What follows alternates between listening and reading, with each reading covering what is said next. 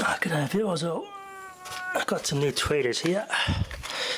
Ones I got from Taiwan. I also got some crossovers from Taiwan. I'm going to upgrade these devices. These are going to sound much better. So they're just using cheap capacitors. I put these proper crossovers in there. Proper crossovers. The H's aren't connected on there, and they traces on that, so got everything I need. Pretty cheap too, good quality stuff. These are going to sound so much better. I've got to pour the waffle out to get to all my wiring, so it's going to be same also when they're done. So I'm going to screw those to the back of the board behind this insulation, install the crossovers and redo the wiring, and it'll be pretty straightforward to do. Tells you which one's which, your medium, mid-range and high range from the back terminals.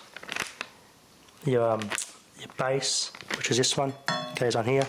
Mid-range, which is that one, and your high range, which is the new tweeter here. I've already placed the tweeter in the other one. It looks much better now than my homemade one. It's going to sound better too. They'll sound balanced now and matched. Viewers, all done. Both speakers have been upgraded.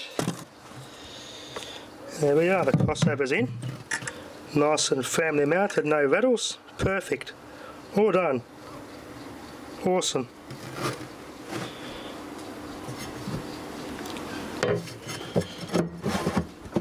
Alright, give this thing a bit of a test later. It's come up quite well. Much better. It's quite nice. Oh, those sound so much better now. More balanced. Try and tune up the station in here. I won't play too much, as I said.